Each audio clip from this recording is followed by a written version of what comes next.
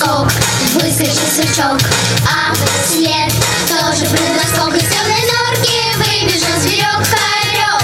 Прыг, скок, и догнать спешат. Прыг, скок, 10 лягушат. Прыг, скок, светлый на цветок. Порхает рядышком с нами мотылек. Смехом тоску мы лечим летом и среди зимы. Если заняться нечем, лето